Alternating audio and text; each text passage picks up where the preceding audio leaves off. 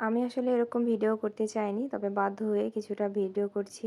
কারণ আমি যখন নতুন পেজ খুলেছিলাম তখন অনেক ইউটিউব ঘাটাঘাটি করেছিলাম যে কিভাবে কি হয়, কি নতুন নতুন মেটা কি রুলস দিচ্ছে এসব দেখার জন্য। কিছু ইউটিউবাররা মানে ক্লেম করেছিলেন যে 500 ফলোয়ার হওয়ার পরে 30 দিনের মধ্যে আবার আরও 500 ফলোয়ার হতে হবে, তবে নাকি মেটা স্টার সেটআপ দেবে। কিন্তু এরকমটা ভুল, আমি প্রমাণ করে দিচ্ছি। কারণ আমার দেখেন 505টা ফলোয়ার আর অলরেডি ওখানে 14 ডেজ দেখাচ্ছিল। আর মেটা এখানে ক্লেম করেছিল যে 500 ফলোয়ার হওয়ার পরে সেই 500 ফলোয়ার যেন 30 দিন স্টে করে, তাহলে আপনি স্টার সেটআপ পাবেন।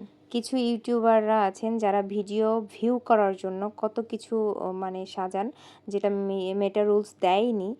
আর আমি দেখেন পুরা 30 দিন ধৈর্য ধরে দেখেছি। প্রথমে যদিও আমি ডিমোটিভেট হয়েছিলাম তাদের ভিডিও দেখে, এবং কিছুদিন আমি ভিডিও দিইনি পেজে। স্টার সেটআপের অপশানে স্পষ্ট করে লেখা আছে কি কি করতে হবে, আপনারা একটু ভালো করে পড়লেই দেখতে পাবেন। আর ফাইনালি আপনারা সেই রেজাল্টও দেখতে পাচ্ছেন। আমার 500 ফলোয়ার আছে এবং 30 দিন পার হওয়ার পরে আমি স্টার সেটআপটাও পেয়ে গেছি।